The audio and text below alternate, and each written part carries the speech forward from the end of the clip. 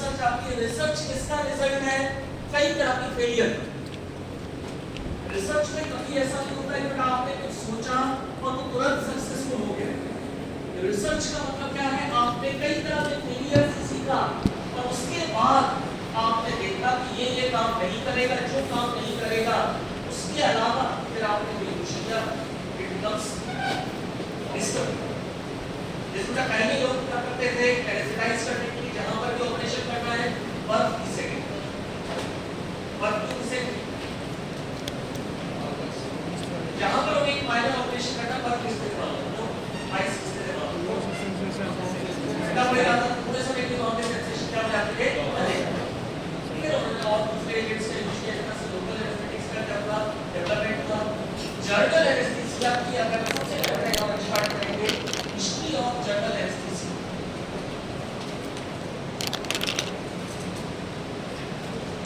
History of journal analysis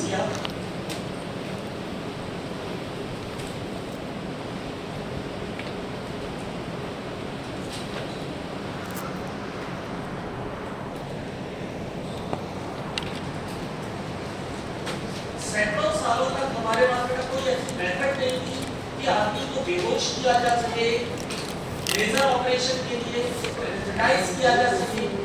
तो सबसे पहले जो मेथड बेटा जो रिपोर्टेड मेथड मानी जाती है जिससे आदमी को बेहोश किया जाता है, इट वाज कंकशन।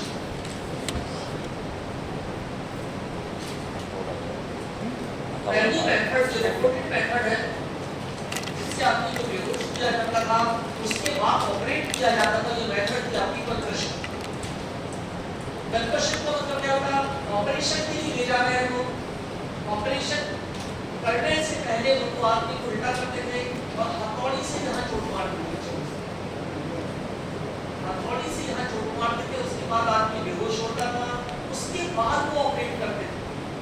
आप सोचिए कितनी खतरनाक स्थिति, हथौड़ी मारने वाला एक एक्सपर्ट रहता था, उसको बुलाते थे, वो हथौड़ी मारता था, आदमी बेहोश होता था, उसके बाद ऑपरेशन स्टार्ट करते थे। इसको नाम क्या दिया जाता है, कंकशन। ठीक है, अब इस मेथड में सबसे बड़ी प्रॉब्लम क्या है, ज्यादा देर तक गई तो ऑपरेशन की जरूरत ही नहीं।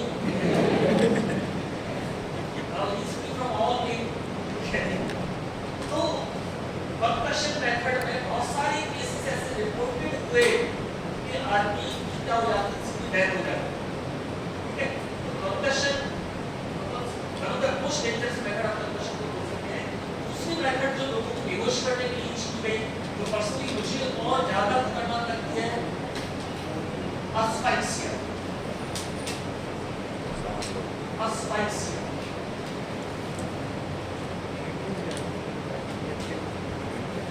दूसरी मेथड है अस्फाइक्सिया।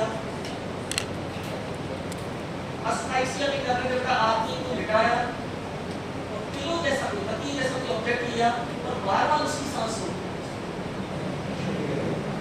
उसकी जब तक सांस रोकी जब तक कि वो बेहोश ना हो जाए, उसको लिटाया और बार-बार क्या कर रहे हैं, उसकी सांस रोक रहे हैं, तब तक सांस रोक रहे हैं जब तक कि बेहोश ना हो जाए। इसे क्या बोला गया, अस्फाइक्सिया। अगेन इसमें से प्रॉब्लम क्या थी,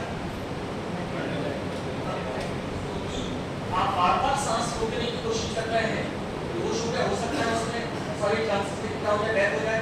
उसके बाद उन्होंने तरीका यूज किया जो आज भी आप लोगों को मानता है, लोगों का दर्द मिटाने के लिए आप लोग यूज करते हैं।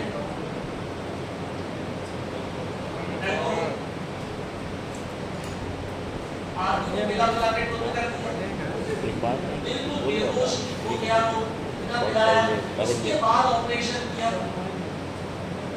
ये मेथड कंपैरेटिवली ठीक थी, लेकिन इस मेथड के दौरान क्या प्रॉब्लम थी, रिफ्लेक्सेस बने रहते थे। रिफ्लेक्सेस मतलब क्या होता है, आदमी लेटा है, आप ऑपरेट कर रहे हैं, हाथ पैर चलाता रहता है, ये प्रॉब्लम है। दूसरा, कई बार आप जिसका ऑपरेशन कर रहे हैं उसका नाम है राजेश, आपने बोला राजेश का ऑपरेशन कर रहा हूं, अचानक हाँ, क्योंकि क्या होता है, नाम के लिए आदमी का एक अलग वो रहता है। आप कहीं भीड़ में जा रहे हैं और आपके नाम से कोई किसी दूसरे को गालियां दे रहा है, तुरंत आपका कौन है, आपको मुझे किसी को दे रहा है,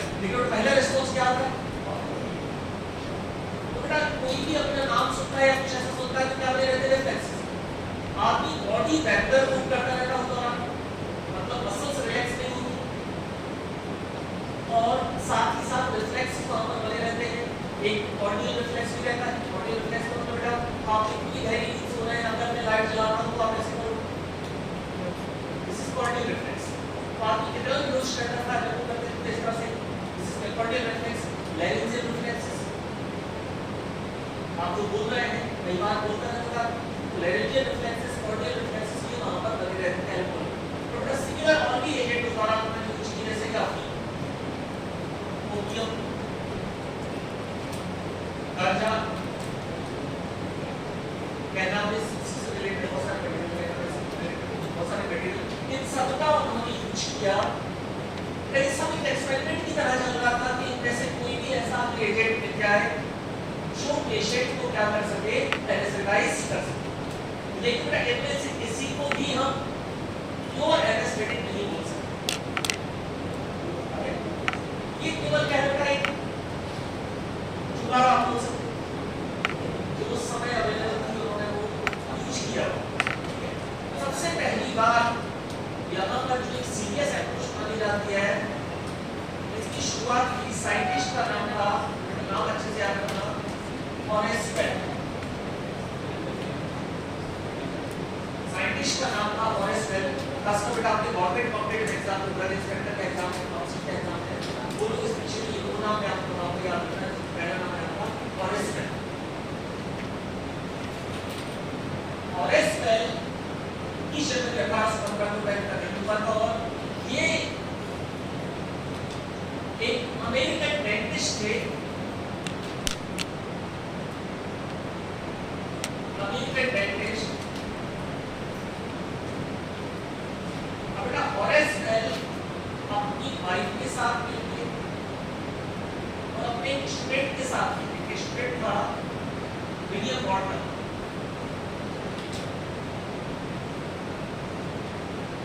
अपनी वाइफ और अपने स्टूडेंट के साथ मिलके हॉरेस बेल एक एग्जीबिशन देखने के लिए गए। एग्जीबिशन करना ने बात की, उसका नाम था वॉल्टर।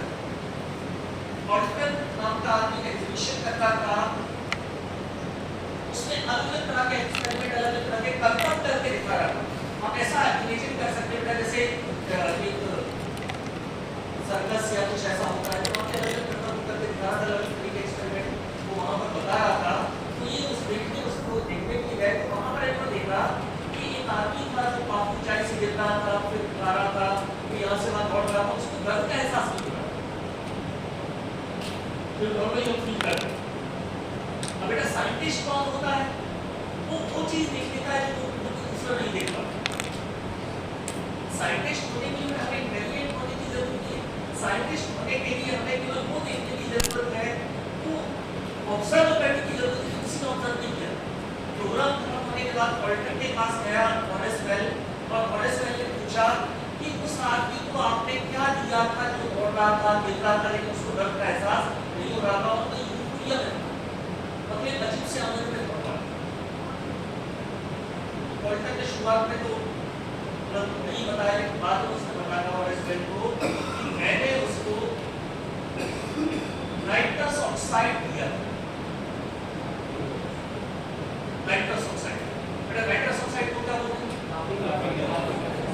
फेमस बेटा नाइट्रस ऑक्साइड, लाफिंग गैस।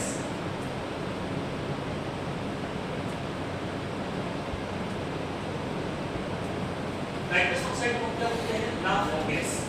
आप बता सकते हो इसको लाफिंग गैस क्यों बोलते हैं? इसलिए ये बात किसी याद हमारे को पता है, पूरी सकते हैं।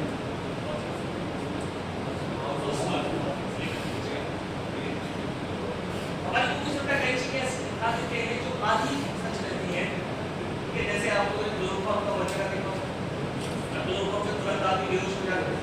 अगर आप अपनी लैब में देखना, सुन के हम लोग को पता करते हैं क्लोरोफॉर्म है नहीं, बड़ी भी खुशबू आती है। तो एक्चुअली ना वैसा मूवीज में दिखाया जाता है वैसा नहीं होता है। नाइट्रस ऑक्साइड से आपको हंसी नहीं आती, नाइट्रस ऑक्साइड आपको एंजाइटी फ्री बनाता है। सुनो बेटा, छोटा सा बारीक सा अंतर है। सिंपल से एग्जांपल से आप समझ जाओगे। बेटा एक जोक में सुनाता हूँ, सिंपल से जोक में सुनाता हूँ, तो उस जोक में आपको ज्यादा हंसी आई या छोटे बच्चे को ज्यादा हंसी आई?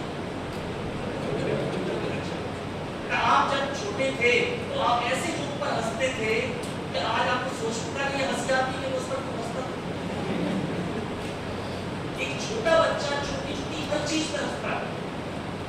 तो ऐसी चीजों पे हंसता है, आपको लगता है यार क्यों हंसे जा रहे हैं, और अनकंट्रोल तरीके से हंसते क्यों हैं? आप बहुत बुरी तरीके से तक कई काटो तब तक हंसते ही रहते हैं। हमारे बैठते हैं क्यों हंस रहे हो, कुछ चीज आते जाते फिर बोलने लगते हंसते। कारण क्या है? इतने इस दौरान हमारे अंदर क्या डेवलप होता है, समझदारी बोलते हैं कि हमारे अंदर क्या डेवलप होता है, एंजाइटी। बेटा जैसे जैसे हम आगे बढ़ते गए हमारे अंदर क्या डेवलप हुआ, एंजाइटी। एंजाइटी, चिंता, तनाव, इस चीज का, कैरियर का, आगे का, लोग क्या बोलेंगे, लोग क्या सोचेंगे, वो सारी चीजें हमारे दिमाग में बैठ गई। बेटा जो लोग जितनी ऊंचाई पर जाते हैं वो अपने आप को उतना कंट्रोल करके रखते हैं, हंसते हैं। सबसे ज्यादा ऐसे लोग होते हैं जो मैं सफर करता हूँ एसी फर्स्ट क्लास में, जो लोग कभी नहीं हंसते। इनकी किताबें अलग रहती हैं, किताबों के टाइटल ऐसे मिलेंगे आपको कि क्या टाइटल क्या होते हैं जी आपको समझ नहीं आएगा, वो पढ़ते रहेंगे, आपको देखेंगे उसमें ऐसा करेंगे कि आपको मिलेगा। सबसे ज्यादा बात करने वाले लोग आपको कहाँ मिलेंगे?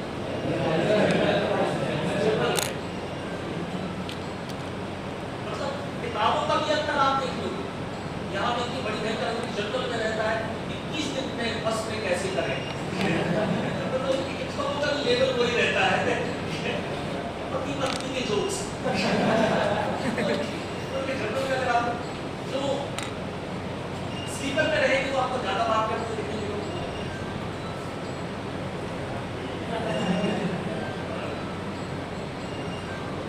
तो अंतर है जो डिफरेंस है, वो किसका डिफरेंस है? एंजाइटी। लोग बेटा ये समझो वहां पे इस तरह रैगिंग का नहीं थे, हमारी सीनियर बैठा वो रैगिंग ले रहा था, जाके सवाल है चला सी याद सर ने बेचारा ने कभी रैगिंग की, और उनके साथ वाले दोस्त इतने कमीने थे कि हमारे रैगिंग लेते थे, हमें मारते थे, बोलते थे डरते नहीं है किसी से, सुन लिया नाम में मेरा इतना नाम लगा देते थे। मतलब जब भी रेस्टिनेशन का नाम रखता था याद नहीं सब सुनते थे, पता ही नहीं चला 3-4 लोगों के नाम ले लेते थे। एक बार ऐसा हुआ तो मुझे किसी ने बोला कि पढ़ा बाकी दोस्त कुर्सी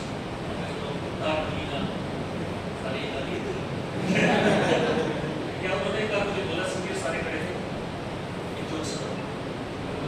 माँ ने बेटे से बोला बेटा जा, मान लिया। बेटे ने बोला मैं इतना बड़ा जानता हूँ कैसे करूँ, एकदम गुस्सा हो गया। हंसना है बच्चों वाले जोक सुनाता है।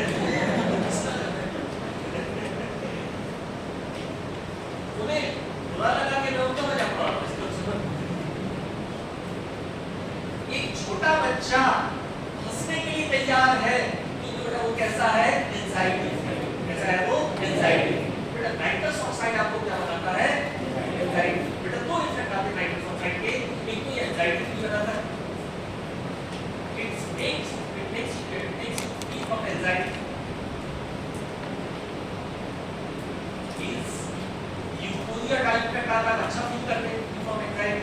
दूसरा बेटा इसका मेन इफेक्ट आता है एनर्जेसिक। कौन सा इफेक्ट आता है? एनर्जेसिक। एनर्जेसिक मतलब क्या होगा बेटा? दर्द का एहसास। और बेटा इन डेंटिस्ट की सबसे बड़ी प्रॉब्लम क्या रहती है? दांत निकालते हैं, दर्द होना बेटा उसके पास कुछ नहीं पानी, उसने बोला ये अपने काम का है, हम लोगों को क्या करवाएंगे? ये करवाएंगे क्या? Nitrous oxide.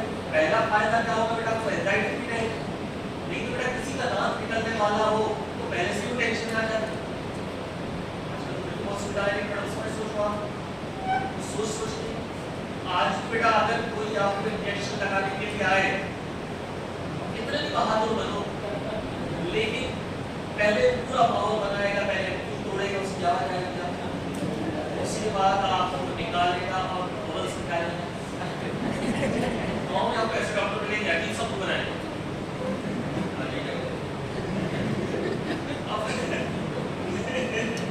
इसके बाद इस दौरान आपका व्यवहार चेंज होने लगता है, तो आप आराम से बैठे से काम चल जाता है।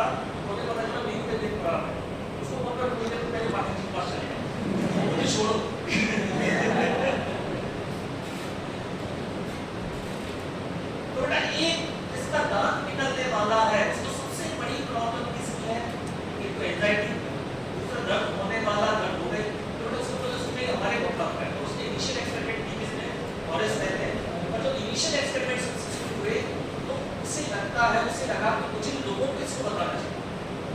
बेटा ये इंसान के अंदर बहुत गहरी चाह रहती है कि मुझे कुछ पता चला तो मैं लोगों को बताऊं। जैसे बेटा आप ने कोई मोटिवेशनल वीडियो देखा, संदीप माहेश्वरी, विवेक बिंद्रा, इनका आपने देखा, उसके बाद अगले दिन जान इंसान को बंदी हार बना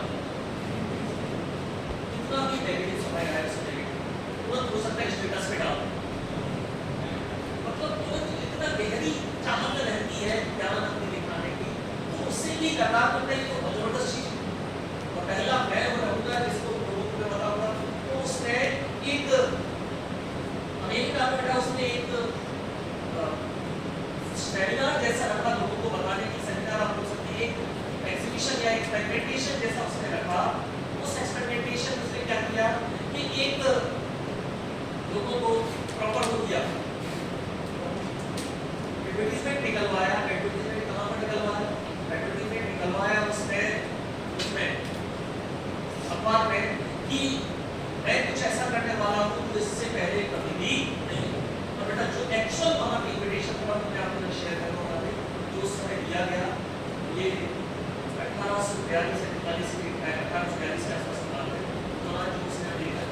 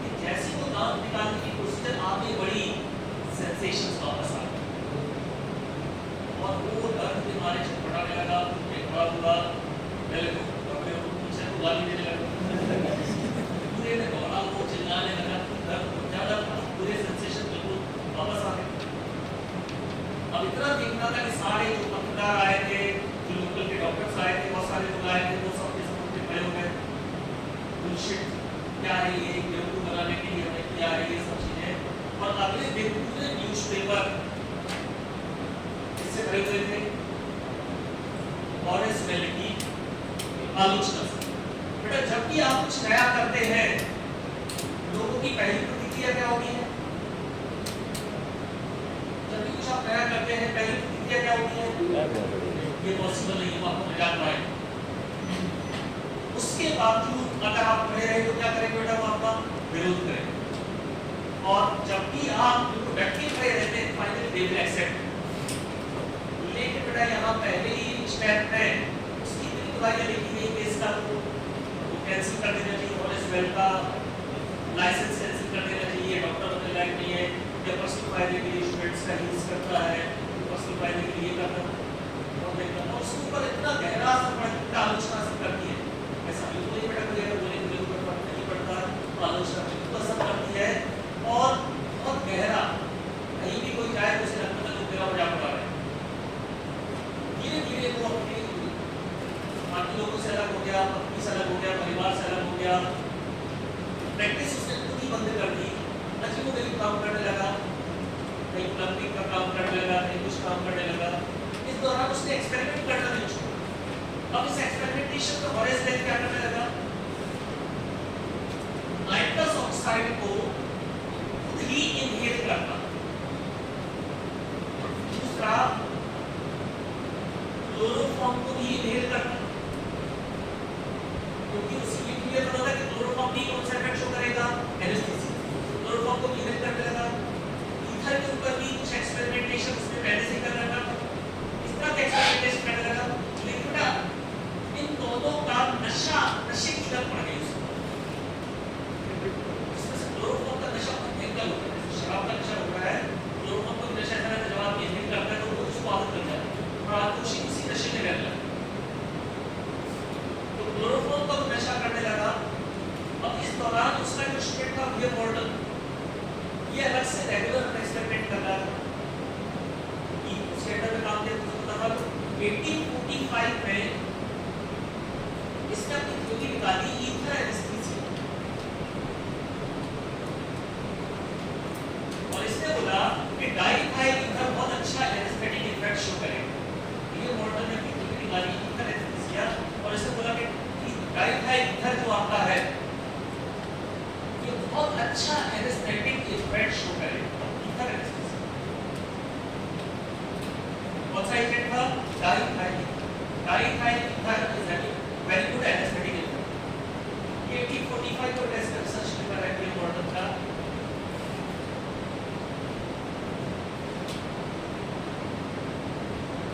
ये देखने रिसर्च पेपर देखने बहुत बेहतर सबको लगा हॉरेस बेल, क्योंकि हॉरेस बेल ने ये बोला कि ये तो मेरा रिसर्च, मेरी रिसर्च थी, मैंने इसको उसके बारे में बताया था, लेकिन बड़े इसके पास कोई रीडिंग प्रूफ नहीं। हॉरेस बेल के पास में इसका रीडिंग प्रूफ का भी लगातार एक्सपेरिमेंट कर रहा था, रिसर्च पेपर पब्लिश कर रहा था। ये लगातार जैसे काम कर रहा वैसे काम करता गया। 21 जनवरी 1848 इसका जन्मदिन भी था। 1848 21 जनवरी ये अपने लैब की तरफ सल्फ्यूरिक एसिड की बोतल लेके जा रहा था। सामने से दो महिलाएं आई, पता नहीं इसे क्या लगा कि वो इसने हंस गई, मजाक उड़ा रहे। अब इसके नशे में था क्लोरोफॉर्म का नशा। इसने बोतल निकाली और उधर ठोक दिया। नशे में हर मुश्किल लगता है, मुश्किल करता है, खासकर जो आपकी पर्सनैलिटी बन जाती है लगातार नशा करते करते। और पुलिस से पकड़ के देखे तब उसे याद आया कि यार मैंने क्या कर दिया। उसने 2 दिन बाद पुलिस से बोला घर से कुछ सामान उठाना है, और हम लेकर फर्स्ट फ्लोर में गया। पुलिस लेके रात नहीं है तो लेके गई, फर्स्ट फ्लोर पे गया, वहाँ से प्लेट निकाली, उसने कट लगा लिया और वहीं से गया। 23 जनवरी 1850 ओके।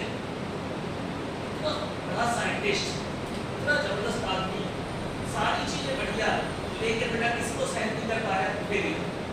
ये बहुत बड़ी चीज बेटा हमें सिखाती है कि लाइफ में जो फेलियर वाला फेज रहता है, इसके बारे में कितने भी आप प्रोफेशनल चीजें पढ़ रहे हो,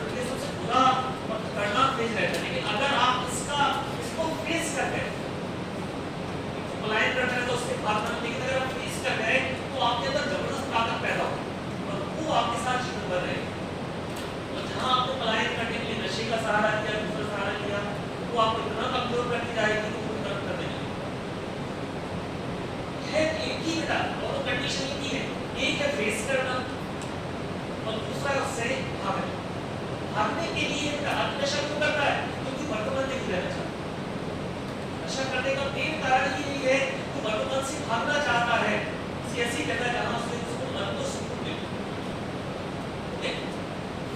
1848 में इसकी डेथ हो गई। अब इसमें सबसे ट्रेजिक ये है कि बेटा उसके मरने के 12 दिन पहले वहां पे सबसे बड़ी सोसाइटी थी, पेरिसियन मेडिकल सोसाइटी।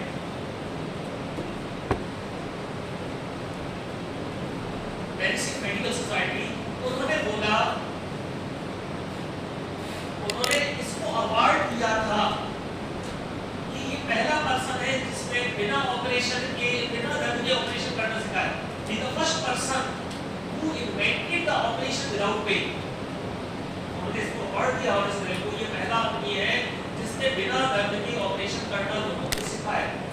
उसी तरह से दूसरी सोसाइटी थी वहां की, लोकल की जो मेडिकल सोसाइटी थी, उसने इनको एमपी डिग्री दी। लेकिन उस समय कम्युनिकेशन के प्रॉपर साधन नहीं थे, तो इन दोनों चीजों का इनके बारे को इसके बारे में पता भी नहीं चला। बिना ये जाने इनकी डेथ हो। आज का समय होता तो कम्युनिकेशन प्रॉपर होता तो हो सकता है कोई नई चीज को लेके आकर, लेकिन इस दौरान पूरे एक्सपेरिमेंटेशन सब कुछ प्रॉपर तरीके से कौन करता रहा? William Gordon. बेटा यहाँ पर ये बोला जाता है, विलियम गॉर्डन को बोला जाता है फादर ऑफ मॉडर्न एनेस्थीसिया। ये आपके एग्जाम में क्वेश्चन आता है, विलियम गॉर्डन को क्या बोला जाता है? Father of modern anaesthesia. William Gordon को बोला जाता है फादर ऑफ मॉडर्न एनेस्थीसिया। और हॉरेस वेल को क्या बोला जाता है? वो पर्सन जिसने पहला ऑपरेशन किया without pain, person who first invented operation, the first person who invented operation, surgical operation without pain. पहला आदमी जिसने surgical operation without pain invented किया। लेकिन अगर क्वेश्चन आता है कि फादर ऑफ मॉडर्न एनेस्थीसिया किसे बोलते हैं, तो आंसर क्या है? William Gordon. तो अब बड़े साइंटिस्ट का ऑपरेशन आता है विलियम गॉर्डन, हॉरेस वेल का नाम। आज फिर वर्ल्ड के कई साइंटिस्ट हैं वो इसको मेन मानते हैं हॉरेस वेल, लेकिन हमारे फार्माकोलॉजी में हमें ये बताया जाता है फादर ऑफ मॉडर्न एनेस्थीसिया कौन है? William Gordon. इसके बाद बेटा 1929 में साइटोटोकेन आया, 1935 में बायोमेंटल आया, 1956 में फिर आपका हेलोथेन आया। क्या तक वहाँ पे एजेंट्स आते रहे, लेकिन बेटा पहला एजेंट इस पर्पस से यूज किया गया कौन सा था? Nitrous oxide. लेकिन बेटा नाइट्रस ऑक्साइड बहुत अच्छा एनेस्थेटिक नहीं है, लेकिन पहला एनेस्थेटिक कौन सा यूज किया गया था? Nitrous oxide. देखो the definition and feature of general anaesthetics.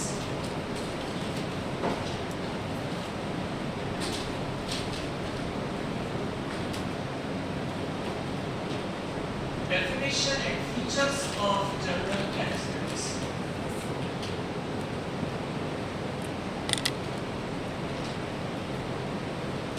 Definition and features of general anesthetics.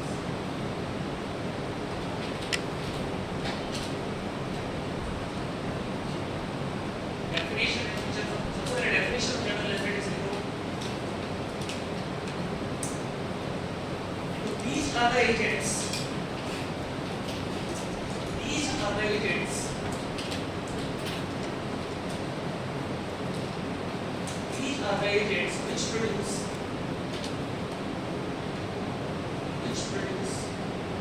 reversible loss of all sensations. Reversible loss of all sensations and consciousness. Reversible loss of all sensations and consciousness.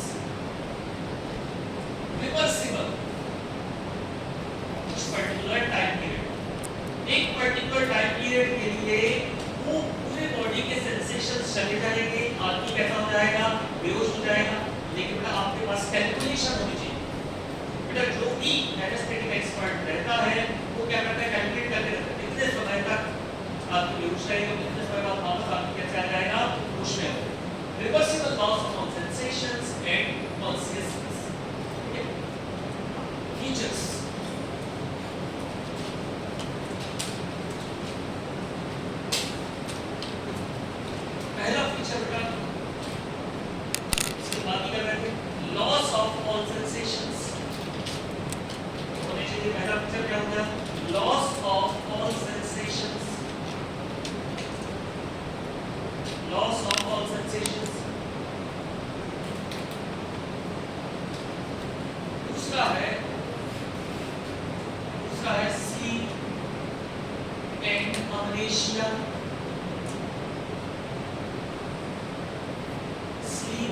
अमनेशिया।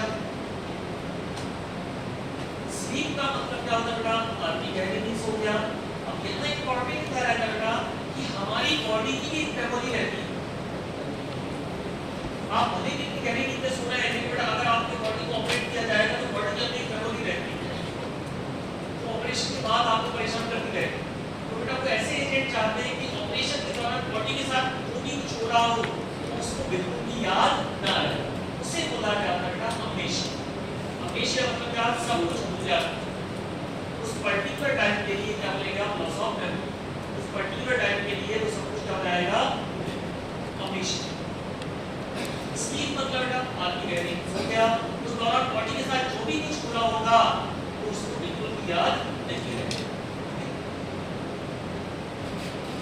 तीसरा है evolution of all somatic and autonomic reflexes. Abolition of all somatic and autonomic reflexes. Abolition of all somatic and autonomic reflexes. Abolition मतलब चले जाएंगे सारे somatic reflex मतलब बेटा हाथ पैर चलाना, voluntary movement है, autonomic heart rate का बढ़ना, blood pressure का बढ़ना, इस तरह के कोई reflexes ना रहे। नींद में भी सो लिया और अचानक से हार्ट रेट बढ़ गई, इस तरह के कोई रिफ्लेक्सेस वहां पर नहीं है। सोमेटिक और ऑटोनॉमिक रिफ्लेक्सेस वहां पर बेटा जैसे एल्कोहल को बताया था, एल्कोहल में क्या थे वहां पे? रिफ्लेक्सेस बने थे। आप नहीं जो उसका लिखते क्या बने थे? रिफ्लेक्सेस। पता चला है या हार्ट रेट बढ़ रही है या ब्लड प्रेशर बढ़ रहा है। और लास्ट में बेटा immobility and muscle relaxation. Immobility and muscle relaxation. Immobility and muscle relaxation. बिल्कुल भी बॉडी मूव नहीं करनी चाहिए और मसल्स कैसे हो जाने चाहिए? Relax. Immobility and muscles relaxation. बिल्कुल भी बॉडी मूव नहीं करनी चाहिए, मसल्स कैसे होनी चाहिए? रिलैक्स। ये चार मेन फीचर माने जाते हैं एनास्थेटिक्स। चलिए तो बेटा कौन-कौन से फीचर हो गए? सबसे पहला कौन सा हो गया? Loss of all sensation. Amnesia. Evolution of all reflexes. Immobility. असली एनास्थेटिक की पहचान। ध्यान रखोगे असली एनास्थेटिक इससे क्या हो जाएगा? Evolution of all reflexes. इससे हो जाएगा स्लीप एंड अमनेशिया। इससे क्या हो जाएगा? Loss of all reflexes, somatic and autonomic reflexes. इससे क्या हो जाएगा? Immobility and muscle relaxation.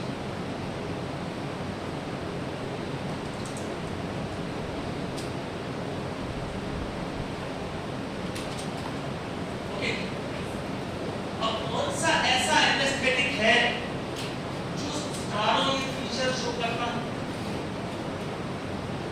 कौन सा एनास्थेटिक है बेटा जो चारों ये फीचर शो करेगा? अरे आपको पता है कॉलेज में हेलो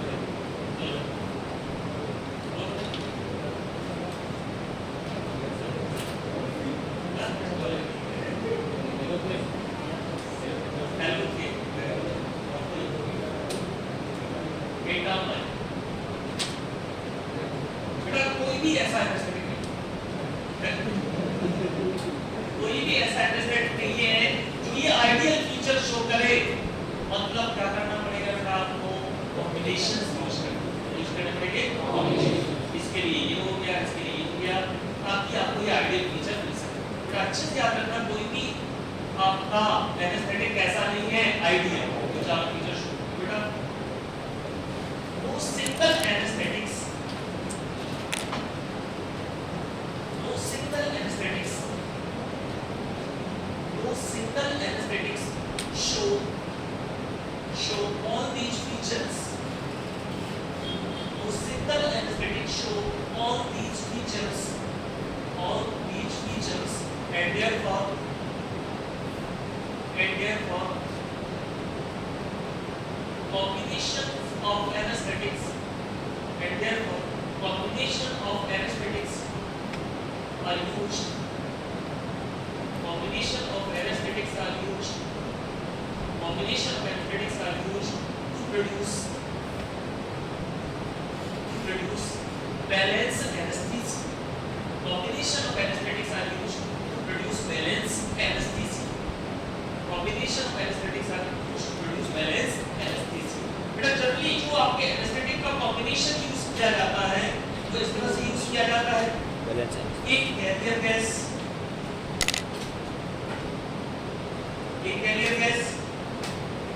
इसके साथ में ऑक्सीजन मिक्स है, इसके साथ में potent general anaesthetic,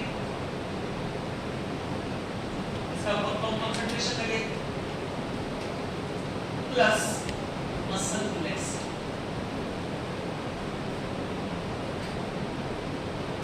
muscle relax बेटा मसल रिलैक्सेंट यूज करें, इसका भी मसल को रिलैक्स करता है। क्या प्रॉब्लम आ रही है बेटा एल्कोहल में? आपके हाथ पैर चल रहा है, मसल को क्या करने के लिए रिलैक्स करने के लिए। बेटा आपका एनेस्थेटिक अधिकतर एनेस्थेटिक खुद मसल रिलैक्सेंट इफेक्ट शो नहीं करते। कई बार बेटा कुछ एनेस्थेटिक ऐसे रहते हैं कि वो पेन इंड्यूस करते हैं, दर्द करने लगते हैं, मतलब आदमी होश आने के भयंकर दर्द होता है। तो हम इसमें क्या मिला देते हैं बेटा? एनाल्जेसिक। या इसके जस्ट पहले क्या करते थे? एनाल्जेसिक। एनेस्थेटिक के पहले जो मेडिसिन दी जाती है, एनेस्थीसिया से पहले जो मेडिसिन दी जाती है उन्हें बोला जाता है डी एनेस्थेटिक्स। डी एनेस्थेटिक हम पहले से इस मेडिसिन स्टार्ट कर देते हैं ताकि किसके दौरान प्रॉब्लम ना आए, एनेस्थीसिया के दौरान कोई प्रॉब्लम ना आए।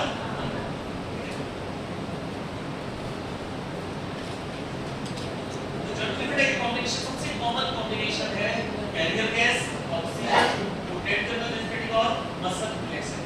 कैरियर गैस के ऊपर बेटा यूज किया जाता है सारे उसमें नाइट्रस ऑक्साइड। कैरियर गैस के ऊपर कौन सा यूज किया जाता है? Nitrous oxide. अब बताओ बेटा नाइट्रस ऑक्साइड ही क्यों काम हो जाएगा बेटा? कैरियर गैस है, पेन भी क्या हो जाएगा? चला जाएगा और इसके इफेक्ट को बढ़ा देगा। सिनर्जिस्टिक इफेक्ट देगा बेटा, क्योंकि ये भी थोड़ा बहुत तो एनेस्थेटिक है, तो ये क्या करेगा? इसके इफेक्ट को क्या करेगा? बढ़ा देगा। तो सारे केसेस में कैरियर गैस कौन सी रहती है? Nitrous oxide.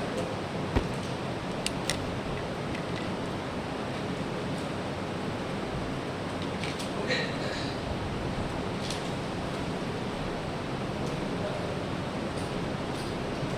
नेक्स्ट बेटा theories of general anaesthesia.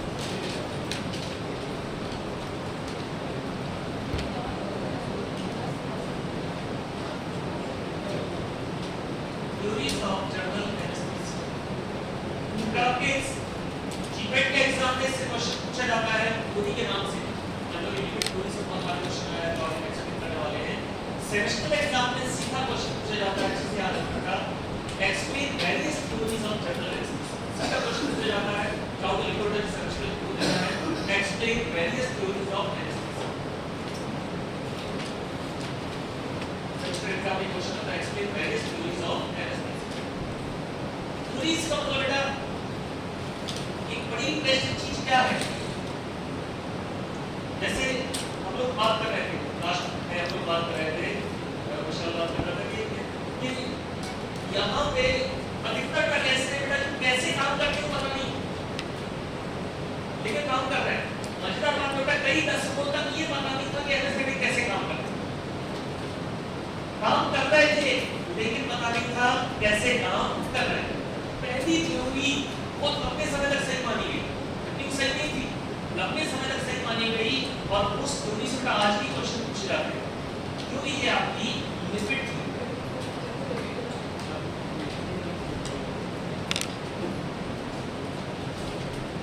Theory. कौन सी है? लिपिड।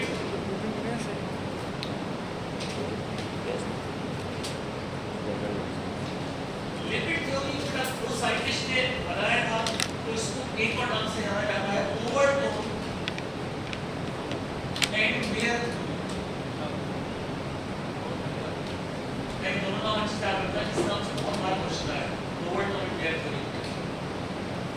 लिपिड थ्योरी को बोला जाता है overtone and where.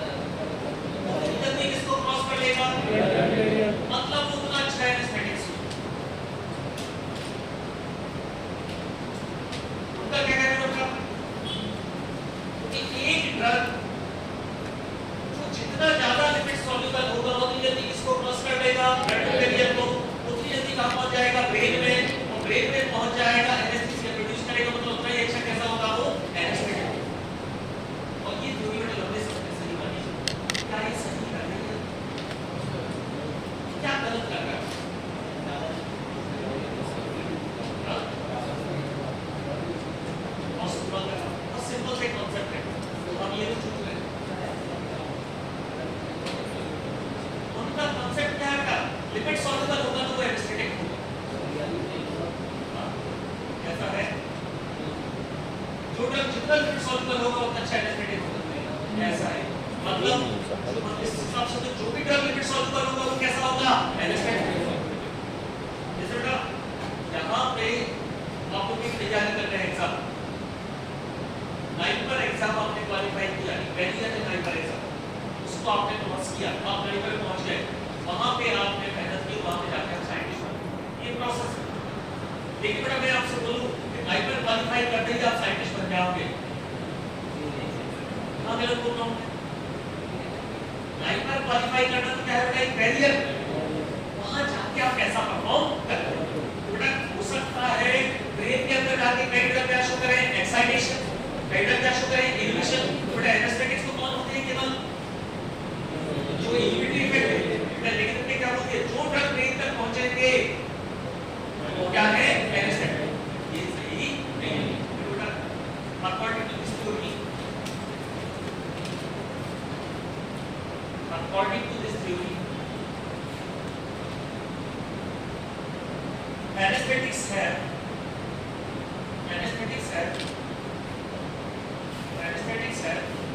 positive correlation.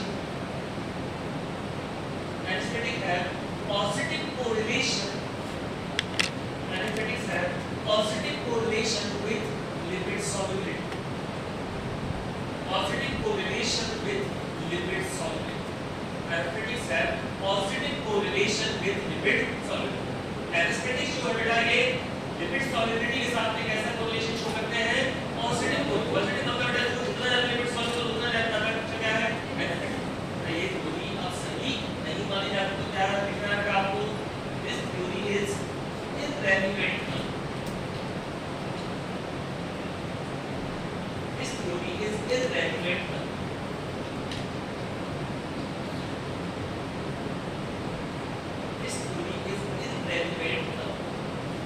मतलब ये थ्योरी आज प्रासंगिक नहीं है, आज हम इस थ्योरी को सही नहीं मानते। फिर दूसरी थ्योरी आती है बेटा यूनिटरी हाइपोथेसिस।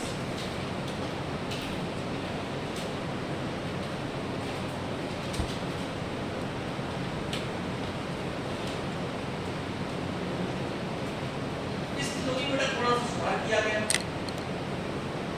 उन्होंने बोला कि ब्रेन तक पहुंचने से अगला कुछ नहीं होगा, हमारा जो एनेस्थेटिक रहेगा वो ब्रेन पे पहुंचने के बाद कुछ गड़बड़ करेगा, मतलब ब्रेन पे पहुंचने के बाद ब्रेन को फंक्शन को डिस्टर्ब कर देगा। तो ब्रेन की मेम्ब्रेन है या तो उसको खींच देगा, एक्सपांड कर देगा, या ब्रेन की मेम्ब्रेन को फ्लूइडाइज कर देगा, या ब्रेन की मेम्ब्रेन में कुछ अव्यवस्था कर देगा, मतलब जो एजेंट्स जो केमिकल्स वहां पे रहते हैं केमिकल मतलब इनडायरेक्टली वहां पहुंचने के बाद ब्रेन की फंक्शन को कैसा कर देना, अव्यवस्थित कर देना, डिस्टर्ब कर देना, परटर्बेशन क्रिएट कर देना। क्या तो बेटा ये भी क्या होती है, एजेंट पहुंचेंगे तो कहां तक? ब्रेन तक, लेकिन ब्रेन में पहुंचने के बाद या तो ब्रेन को क्या कर देगा, खींच देंगे, ब्रेन की मेम्ब्रेन को एक्सपांड कर देंगे मेम्ब्रेन, या फिर वहां उसको फ्लूइडाइज कर देंगे मेम्ब्रेन को, या फिर उसमें कुछ मटेरियल्स रहते हैं तो जहां पे पर्टिकुलर एनर्जी उनको क्या कर देंगे, कन्वर्ट कर देंगे, तो जिससे ब्रेन अपना नॉर्मल काम नहीं कर पाएगा। ब्रेन का सबसे कॉमन काम क्या है? सेंसेशंस और इमोशनल। तो ये थ्योरी बेटा होता है। उसके बाद ये थ्योरी केवल क्या बोल रही है कि ब्रेन तक पहुंचना है, ये थ्योरी क्या बोल रही है, ब्रेन के पास पहुंचने के बाद क्या ये कर, इससे क्या बोला गया बेटा, unitary hypothesis. Some single common molecular mechanism, some single common molecular mechanism like some single common molecular mechanism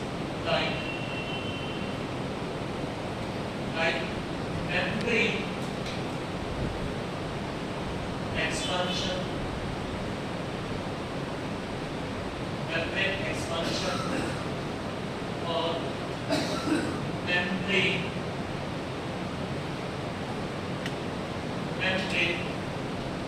perturbation, membrane perturbation or membrane fluidization, membrane fluidization, membrane fluidization is responsible for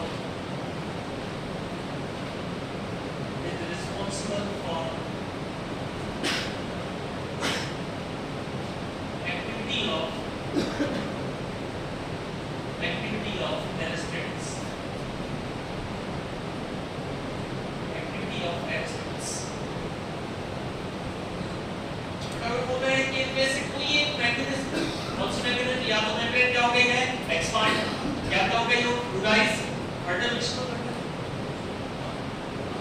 गड़बड़ कर अव्यवस्था कर, मतलब membrane में कुछ गड़बड़ कर रहा है, कुछ अव्यवस्था कर रहा है, तो उससे क्या आ रहा है वहां पे एनेस्थेटिक इफेक्ट। ये भी बेटा आज थ्योरी सही नहीं मानी जाती, ये अधूरा सच है। आज जो थ्योरी सही मानी जाती है वो है तीसरी प्रोटीन थ्योरी।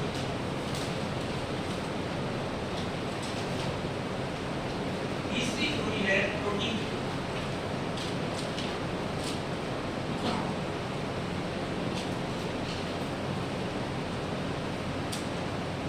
प्रोटीन बेटा यहाँ पर बोला गया है रिसेप्टर। रिसेप्टर का नेचर कैसा होता है प्रोटीन, तो यहाँ प्रोटीन किसके लिए शब्द उपयोग किया गया है, रिसेप्टर के लिए यहाँ पर प्रोटीन का शब्द का उपयोग किया गया है। अब हम सभी को पता है बेटा रिसेप्टर दो तरीके के होते हैं, एक होता है एक्साइटेटरी रिसेप्टर, दो एग्जांपल पढ़ा जाएगा D2 ग्लूटामेट, कौन सा पढ़ा था ग्लूटामेट, ग्लूटामेट कौन सा पढ़ा था NMDA, कौन सा NMDA का एग्जांपल आप दे सकते हैं। इनहिबिटरी रिसेप्टर, हां इनहिबिटरी रिसेप्टर गाबा ग्लाइसिन, गाबा ए, ठीक है। अब आप मुझे बताओ, मैं तो आप लोग मुझे बताओ कि एनेस्थेटिक्स क्या करते हैं।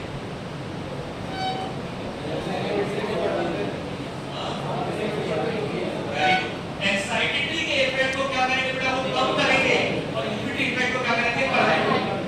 अगर आपको किसी का बुरा करना हो तो दो तरीके से कर सकते हैं, एक तो उसका डायरेक्ट बुरा कर दो सीधा, दूसरा उसका अच्छा ना हो, ये क्या हो जाएगा बुरा कर दो, एक तो उसका बुरा कर दो सीधा, दूसरा क्या करोगे तो उसका अच्छा कर दो, ये भी क्या करें डायरेक्ट क्या करें बेटा, या तो हम क्या करते हैं एक्साइटेशन को ब्लॉक कर दें, या क्या करते हैं इनहिबिशन को बढ़ा दें।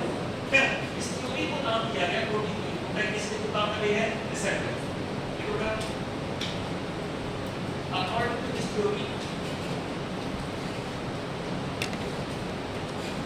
according to this theory, anesthetics act by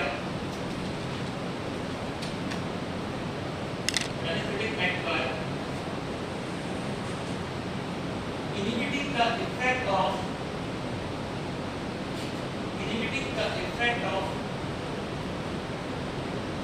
excitatory receptor, inhibiting the effect of excitatory receptor, inhibiting the effect of excitatory receptor, or enhancing the effect of inhibitory receptor,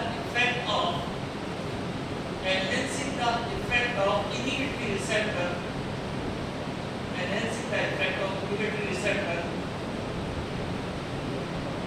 enhancing the effect of inhibitory receptor। बेटा example मैंने आपको लिख दिया यहाँ पे, enhancing the effect of inhibitory receptor by binding with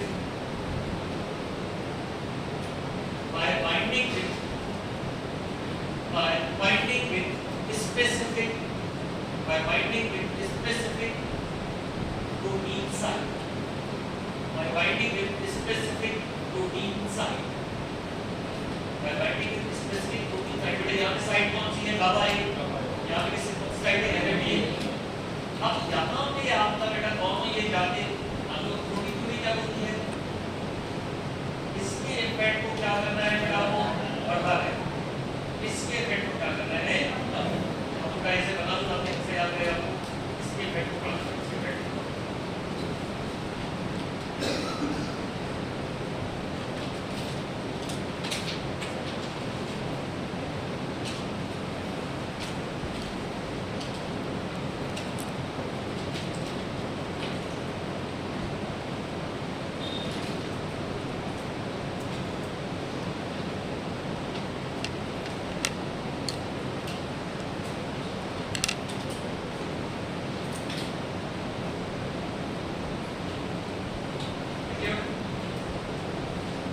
तीन theory, पहली lipid theory, दूसरी यूनिटरी हाइपोथेसिस और तीसरी प्रोटीन। ठीक है, तीनों में कौन सी रेलिवेंट थ्योरी अभी जो सही मानी जाती है? आज अभी हम बेटा सही मान के प्रोटीन थ्योरीज में तीन थ्योरी आपकी हो गई, पहली थ्योरी हो गई लिपिड थ्योरी, दूसरी यूनिटरी हाइपोथेसिस, तीसरी आपकी प्रोफेशनल प्रोसेस क्या है, lipid theory, protein theory and unitary hypothesis.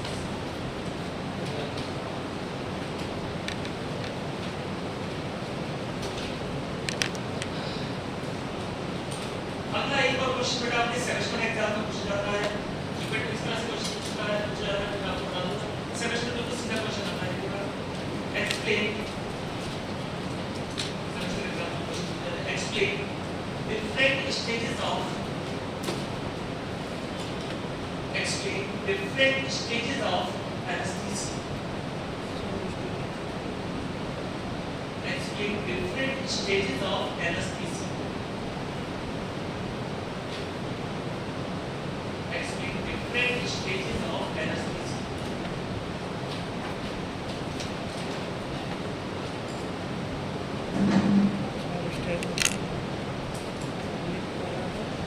एक वीडियो बेटा शेयर करें आपके साथ, हर एग्जाम में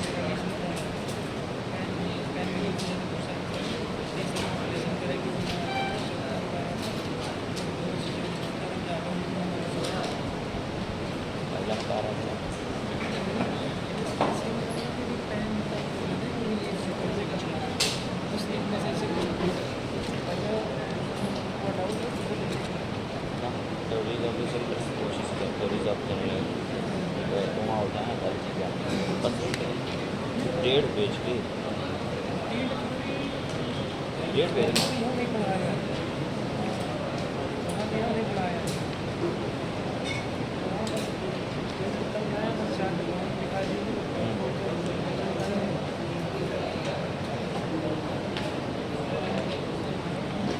Observations of the effects of impaired diabetes and static action of brain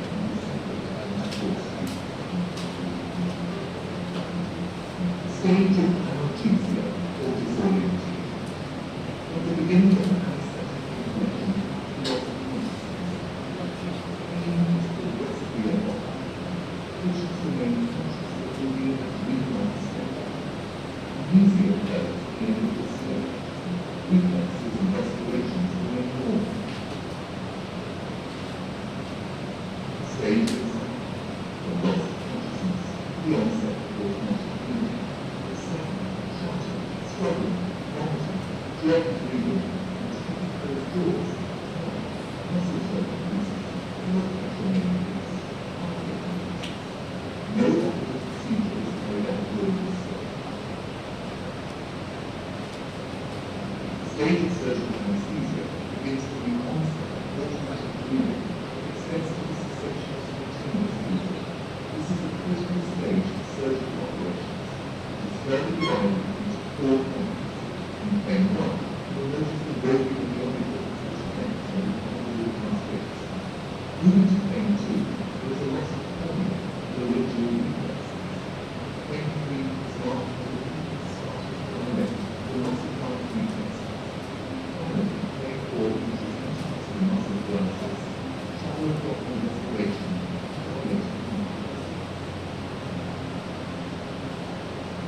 danger is always the sensitive stage is easy. It includes severe infections of the central nervous system, particularly affecting the vasomotor section and the medulla, as well as the respiratory section of the brain section. The anti-infective circulation of the respiratory support, protecting bodily health.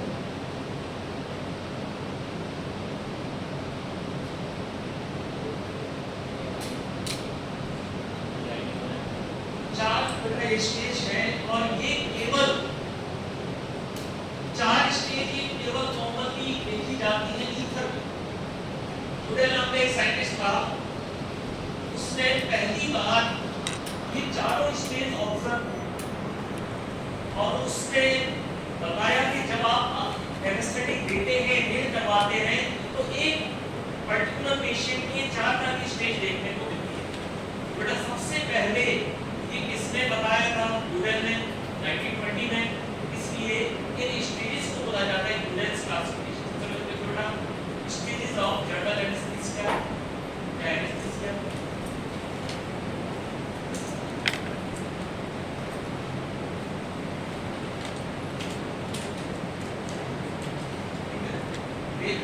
These stages are also known as Guedel's classification. Guedel's classification. इन stages को हम क्या बोल सकते हैं? Guedel's classification.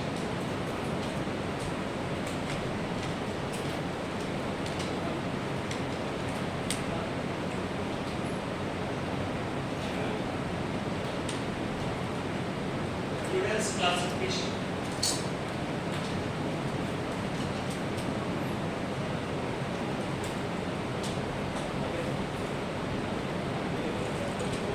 Classification पर इसने ether के ऊपर काम किया और उसने बोला कि जब आप ईथर को इनहेल करवाते हो तो एक आदमी चार तरह की अवस्थाएं दिखाता है, चार तरह की स्टेजेस दिखाता है। इसमें बेटा इसका एक और नाम क्या है?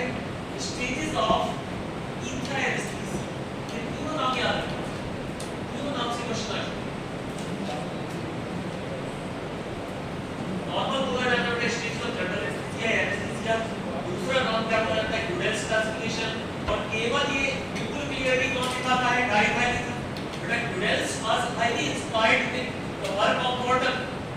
और मैंने आपको कहानी बताया था, मॉर्टन ने 1845 में पेपर पब्लिश किया था किसके ऊपर? ईथर के ऊपर।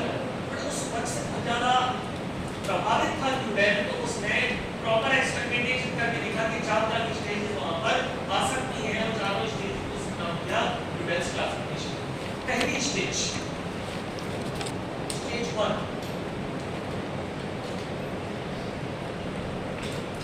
Stage 1 is stage of analgesia।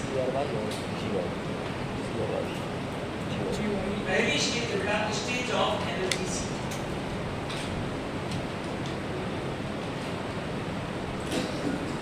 ये स्टार्ट होती है फ्रॉम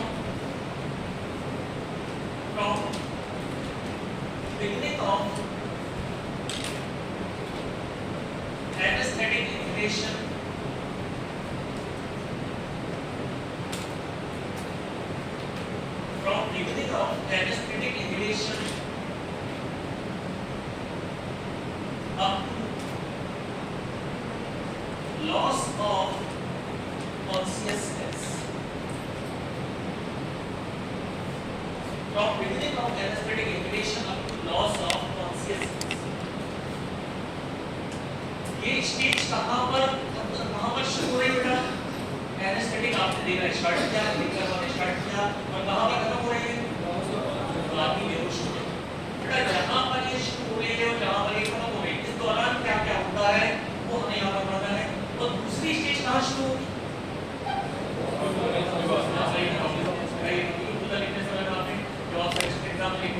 तो दूसरी स्टेज कहाँ पर शुरू होगी? जहाँ पर ये लॉस ऑफ कॉन्शियसनेस। अब इस दौरान क्या क्या होता है पहले आप समझ लो। बेटा सबसे इम्पोर्टेंट चीज क्या है कि ये जो हम यहाँ पर डिस्कस कर रहे हैं, अगर आप केवल देखोगे तो आपको याद नहीं रहेगा। आप इमेजिन करो कि खुद आप ऑपरेशन थिएटर में हैं और आप वो चीजें होते हुए देख रहे हैं। एक पेशेंट वहाँ पर लेटा हुआ है, डॉक्टर से नर्स है, सब लोग वहाँ पे हैं, आप सबसे पहले कितना इनहेल करवाया डॉक्टर, इनहेल करवाते ही शुरुआत में उसको दर्द का एहसास बिल्कुल चला गया, पेशेंट का एहसास चला गया, दर्द का एहसास चला गया, डॉक्टर टेस्ट एनालिसिस दर्द का एहसास चला गया, इसलिए क्या बोलते हैं इसको एनाल्जेसिया, ठीक है। लेकिन उस दौरान वो अति बेहोश नहीं होगा, ठीक है। उस दौरान क्या हो जाएगा बेटा, अगर आप उससे कुछ बोलोगे तो वो जवाब देगा, he can hear, he can see, but will he reply straight? कैसी अवस्था में है बेटा, reply straight, मतलब वो आंखें बंद किए हुए हैं, आप उससे बोलो जवाब कैसा लग रहा है, बोलेगा बढ़िया, तो जवाब देगा, दर्द चला गया, लेकिन क्या कर रहा है, जवाब दे रहा है, सुन रहा है, अगर आपसे डाउट हो तो मुझे लिख दीजिएगा, he can hear, he can see, but will he reply? कैसा रहेगा बेटा, जैसे वो सब ना देखे, reply straight करेगा, ठीक है। रिफ्लेक्सेस और रेस्पिरेशंस कैसे रहेंगे, नॉर्मल, जैसे सांस ले रहा है वो क्या रहेगा, सांस लेगा। इस स्टेज की लास्ट में क्या हो जाएगा ना, अमनीशिया डेवलप हो जाएगा, अमनीशिया, मतलब इसके बाद जो भी होने वाला है उसको याद नहीं है, इसके बाद जो भी कुछ होने वाला है उसको याद नहीं रहेगा।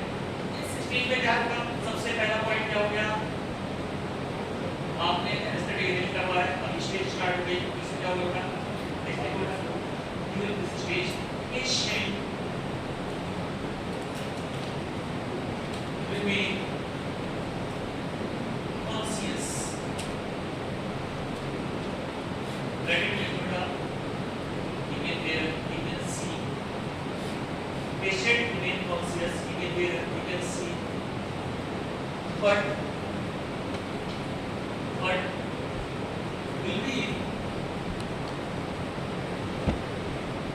will be dream-like state.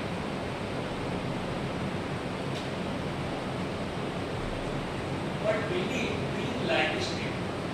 कैसा रहेगा बेटा, जैसे वो सपना नहीं, but will be dream-like state. वो रहेगा ऐसा जैसे क्या कर रहा हो, सपना नहीं, will be dream-like state.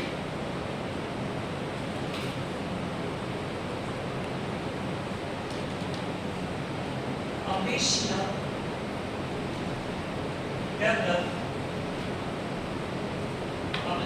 develop at the end of this stage. Amnesia develop at the end of this stage. इस स्टेज की आखिरी में क्या डेवलप हो जाएगा, amnesia, जब बेटा amnesia मतलब क्या होता है, लॉस ऑफ मेमोरी, कुछ भी याद नहीं रहेगा, इसके बाद जो इसका हो जाएगा। Amnesia develop at the end of this stage. Reflexes and respiration remain normal. Reflexes and respiration remain normal. जो reflexes है, जो respiration है, जैसे आप लोग हाथ उठाएगा, आप लोग कुछ बोलो तो बोलेगा, respiration normal रहेगा, reflexes normal रहेगा, ये सारे फीचर कौन से स्टेज के रहेगा, स्टेज में reflexes and respiration remain normal. ये बात सब देखकर मैं कौन सी नंबर देख रहा है, स्टेज पर क्या है, स्टेज ऑफ एनाल्जेसिया, एनाल्जेसिया का मतलब क्या होता है, दर्द का एहसास नहीं होना, कौन से कहा था, beginning of anaesthetic injection up to loss of consciousness, ये तो हम कैसे रहेगा, patient remain conscious, he can hear, he can see, जवाब देगा। इस स्टेज पर बड़ी इंटरेस्टिंग चीज क्या रहती है कि आप एक्चुअली जो होते हैं वो इस स्टेज पर होते हैं, समझ लो बेटा, आप एक्चुअली बहुत गालियां देते हैं लेकिन घर वालों को पता नहीं है, तो इस स्टेज पे जब आप आएंगे तो पता चल जाएगा। जैसे हमें कोई सबसे पूजा करता है, जिस चीज में क्या करेगा वो चल जाएगा, अगर कोई गालियां देता है गालियां देगा, अगर कोई बहुत ज्यादा पढ़ाई करता है तो सबका सब्जेक्ट के बारे में बात करते हैं, मतलब एक्चुअली जो आप हैं, ताकि जो आप दिखा रहे हैं, एक्चुअली जो आप हैं वो आप इस स्टेज में वहां पर सबको पता चल जाएगा, ठीक है, क्या क्या, क्योंकि यहाँ तो बहुत ज्यादा सोचने का आपको होता नहीं, कई बार क्या होता है, वैसे तो स्टेज आजकल आपकी नहीं है जो कि हमारे पास एडवांस हो है, लेकिन कई बार रिकवरी के दौरान ये स्टेज आती है, तो उस दौरान क्या होता है, पेशेंट का आपको देखा काउंटर पर आया, डॉक्टर को गाली देना, अभी आपने कुछ कराया, इंजेक्शन दिखा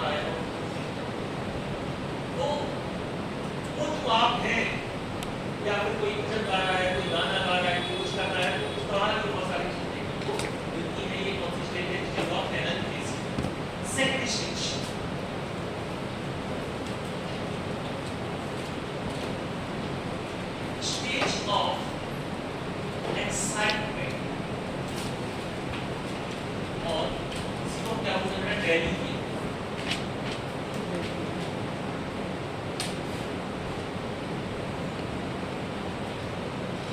Stage of excitement ऐसे तो क्या होते हैं? Delirium.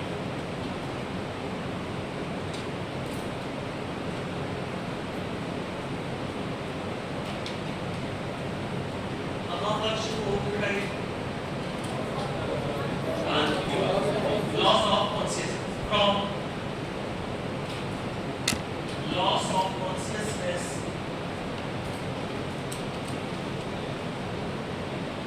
From loss of consciousness up to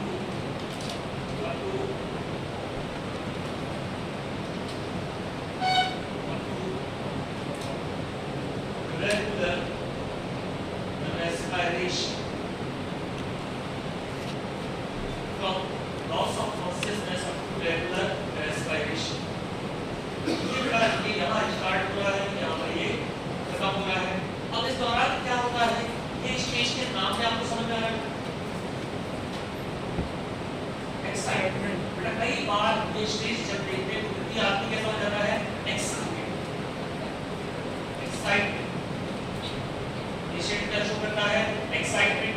उठता है, उठने की कोशिश करता है, दांत खींच लेता है.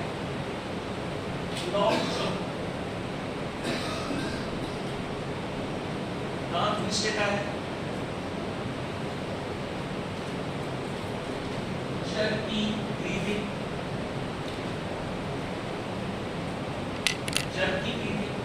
रुक रुक के सांस लेना. jerky breathing. struggle.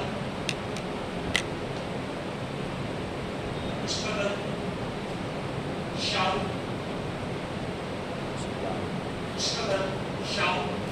struggle करता है, चिल्लाता है.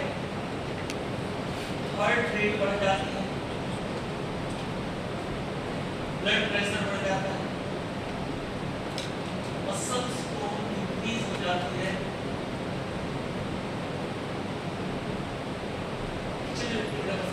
मसल को क्या हो जाती है? इंक्रीज हो जाती है. पकड़ने लगती बॉडी. कई बार बेटा डिफिकेशन डिक्चुरेशन वहीं पर आपको यूरिनेट कर देता है, डिफिकेशन कर देता है. ये सारी चीजें इस दौरान देखने को मिलती हैं.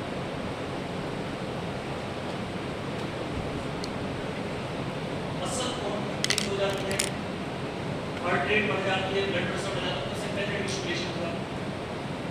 चिल्लाता है, स्ट्रगल करता है. जो होते हैं बिल्कुल बंद हो जाते हैं. डॉक्टर क्या इस दौरान कोई ऑपरेशन किया जा सकता है? No operative procedure. No operative procedure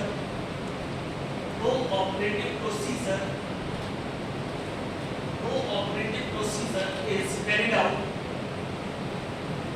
No operative procedure is carried out during.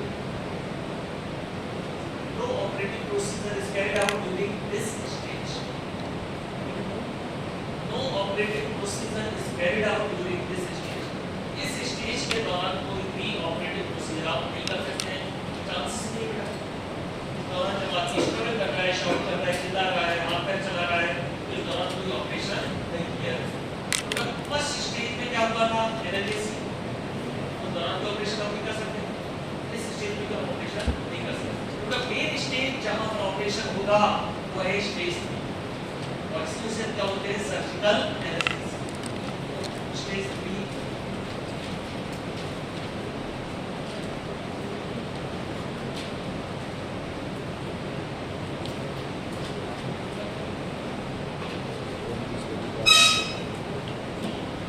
अरे मैं ये पूछ रहा था. stage 3 है. Stage of surgical analysis.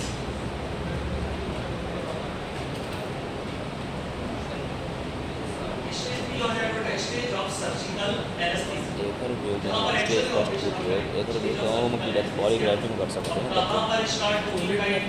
मतलब नार्को टेस्ट होता है तो रेगुलर रेस्पिरेशन और सेकंड क्या होगी? कैदियन के मामले को स्टोरी रिपोर्ट बताने लगी. तो सच करवाना था नहीं कहीं रेगुलर रेस्पिरेशन. चरण दे तो ये ऐसे ऐसे मास्क होते हैं गोल गोल जो from regular respiration to cessation of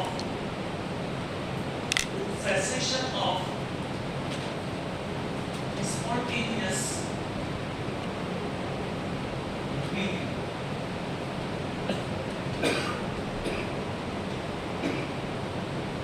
From regular respiration to cessation of spontaneous breathing. Cessation का मतलब क्या? पेशेंट की ब्रीदिंग क्या हो जाएगी, रुक जाएगी, तो अपने आप ब्रीदिंग हो रही, तो पेशेंट पूरी तरीके से किसमें आ जाएगा, आर्टिफिशियल सपोर्ट पे आ जाएगा. From regular respiration to cessation of spontaneous breathing. क्या तो बेटा आपने सीएस स्टूडेंट पढ़ा, कई बार पेशेंट किसमें आ जाता है, आर्टिफिशियल रेस्पिरेशन, तो दोबारा से हमें क्या यूज करने पड़ते थे, एनालिटिक्स. क्या पढ़ा था आपने, क्या यूज करने पड़ते थे, analytics. From regular respiration to cessation of spontaneous breathing, because this stage is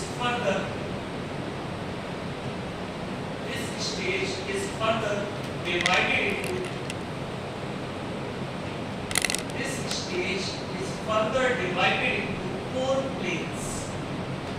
This stage is further divided into four planes. This stage is further divided into four planes. Plane 1.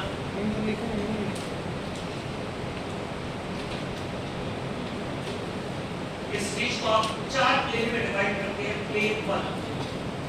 तो आगे फिर से practical service को plane 1. Doctor ने लिखाया हुआ है, patient लिखा हुआ है. अब डॉक्टर क्या चेक करेगा, जैसे प्लेन 1 स्टार्ट होता है, पेशेंट की आई वॉल होने लगती है. जैसे वो आई वॉल रहती है, आपको बोल देते हैं गोल गोल गोल घूमने लगेगी. बेटा जहां पर आई वॉल का घूमना स्टार्ट हुआ, क्या स्टार्ट हो गया, प्लेन 1. और जहां पर घूमना बंद हो गया, प्लेन 1 क्या हो गया, एंड. प्लेन 1 कैसे स्टार्ट हुआ, आई वॉल घूम रही है, और जहां पर प्लेन आई वॉल घूमना बंद हो गया, प्लेन 1 क्या हो गया, एंड. प्लेन 1 के दौरान क्या होगा, moving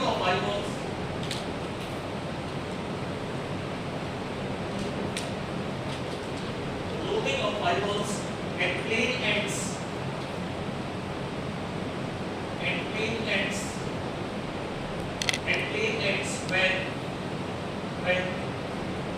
eyeball become fixed. Plane ends when eyeball become fixed. Plane end हो जाएगा जहाँ पर eyeball क्या हो जाएगी, fixed. Plane ends when eyeball become fixed. eyeball का घूमना स्टार्ट हुआ, plane स्टार्ट हुआ, eyeball fix हो गई, plane का क्या हो गया, end. अब पेशेंट आता है प्लेन. अब प्लेन में डॉक्टर क्या देखता है बेटा, टॉर्च डाल के देखता है या लाइट डाल के देखता है. लाइट डालने के बावजूद भी आंखें ऐसी क्यों होती है, मतलब कौन सा रिफ्लेक्स नहीं आ रहा है, कॉर्नियल. कौन सा रिफ्लेक्स नहीं आ रहा है, कॉर्नियल. देखो बेटा क्या होगा, आंखें कितनी गहरी नहीं सोना, लाइट डाल के ऐसे कर लेगा, लेकिन यहाँ पर खुद आंखें वैसे मतलब कैसा रिफ्लेक्स नहीं आ रहा है, कॉर्नियल रिफ्लेक्स यहाँ पर नहीं आ रहा है, कुछ हो नहीं रहा है, ऐसा कोई नहीं आ रहा है, मतलब कौन सा रिफ्लेक्स नहीं आ रहा है, लेंस से. देखो बेटा प्लेन 2 में loss of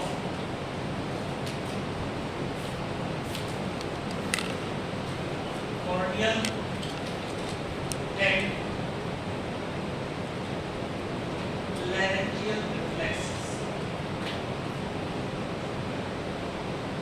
Loss of corneal and laryngeal reflex. बेटा रखना नहीं है, आपको याद रखना है. corneal मतलब बेटा आइस का कोई रिफ्लेक्स वहाँ पे नहीं आ रहा है, laryngeal रिफ्लेक्स नहीं आ रहा है वहाँ पे. loss of corneal and laryngeal reflexes. loss of corneal and laryngeal reflexes. Okay.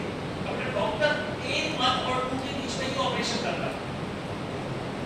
Ideal माना जाता है. ऐसा क्या है, आइडियल क्या है, थर्ड स्टेज में प्लेन 1 और 2 के बीच में ही वो क्या करता है, ऑपरेट करता है. बिल्कुल आइडियल है, प्लेन 1 और 2 के बीच में ही आइडियल का ऑपरेशन किया जाता है. ठीक है. प्लेन 3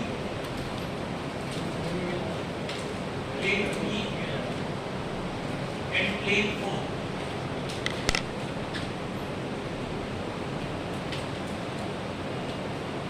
प्लेन 3 में क्या होगा बेटा, स्टार्ट डायरेक्ट, अगर जो वीडियो करेगा आपकी कुंडली का होने लगे डायरेक्ट होने लगे,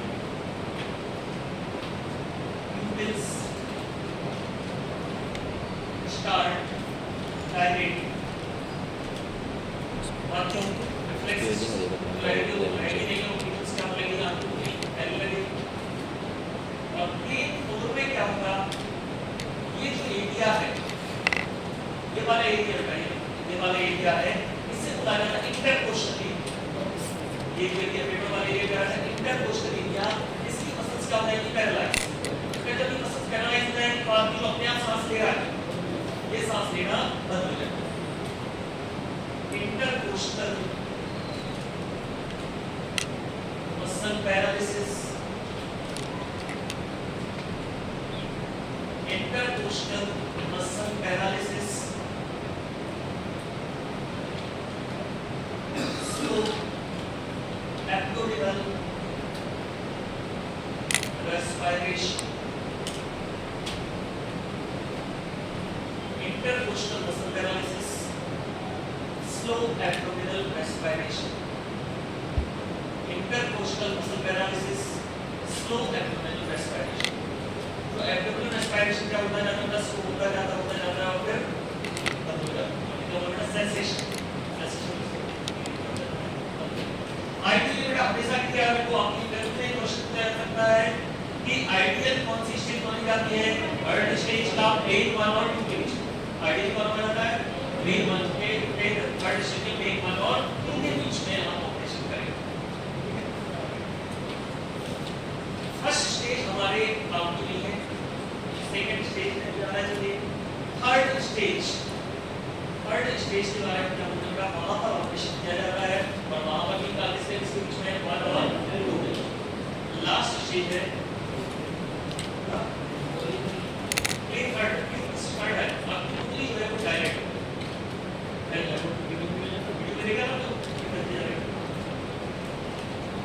लास्ट स्टेज बड़ा स्टेज ऑफ मेडिकल पैरालिसिस या स्टेज रिप्रेजेंट इसको बोलते हैं।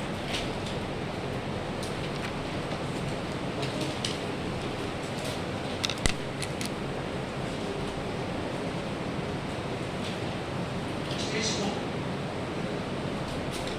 है stage of medical paralysis.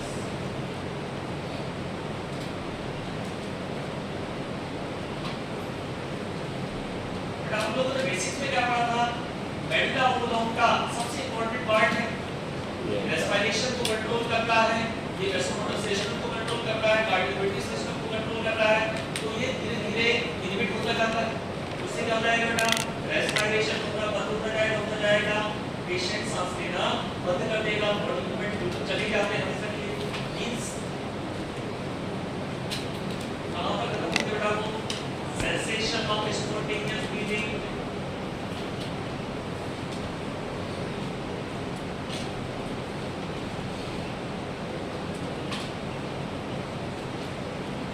cessation of spontaneous breathing followed by coma,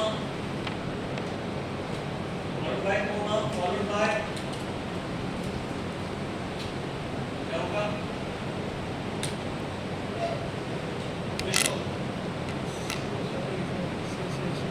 cessation of spontaneous breathing followed by coma, followed by death।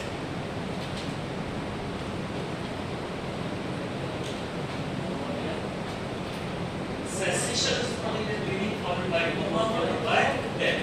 बेटा इसके पहले भी मैंने आपको बताया था कि ज्यादा पुरानी बात नहीं है, 10 से 15 साल पहले डॉक्टर ही एनेस्थीसिया देता था।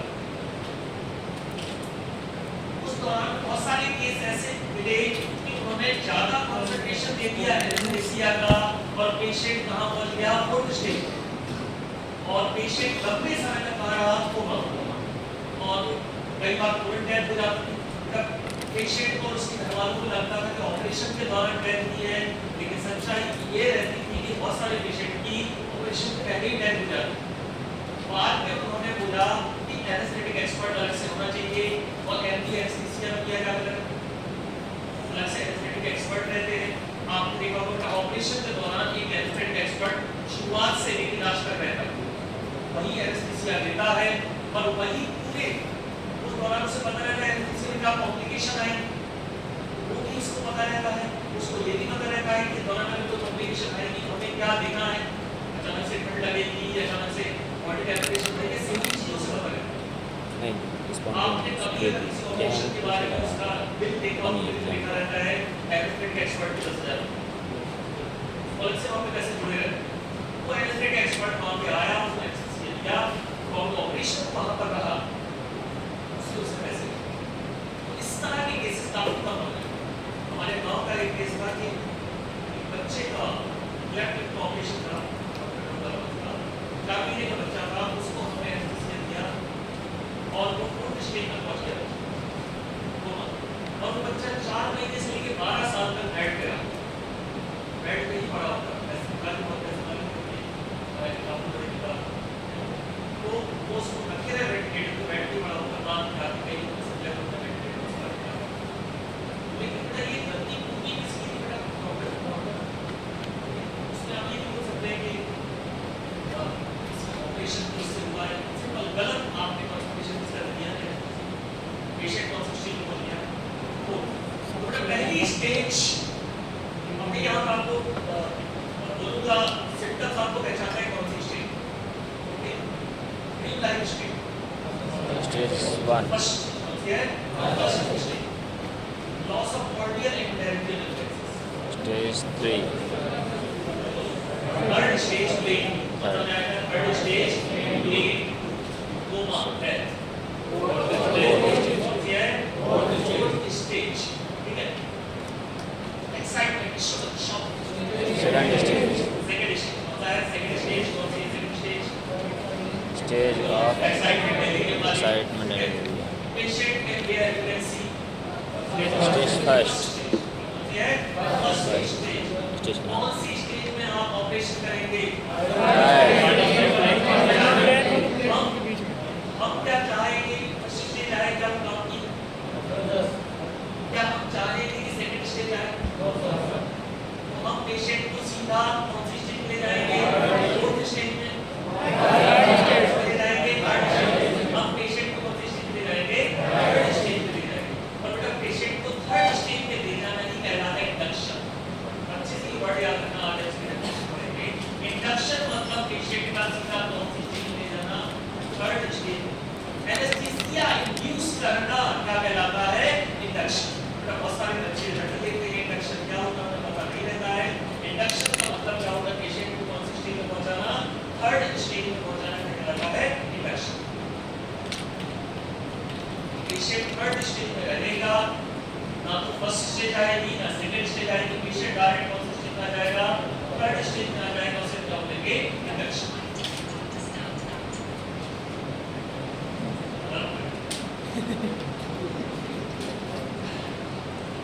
पेशेंट का सीधा थर्ड स्टेज में क्या हो जाएगा, इंडक्शन, ऑपरेशन के बाद स्टेज 3 अभी तक तो वो आप पढ़ते समय होते हुए देखेंगे तो आपको लंबे समय याद रहेगा, 90% चांस है सेक्शन एग्जाम में क्वेश्चन आएगा यार, अगर ऐसा क्वेश्चन आता है तो क्वेश्चन ये describe various stage of anaesthesia, 4 stage है, पॉइंट वाइज आप वहां पे लिख सकते हैं, आराम से आप याद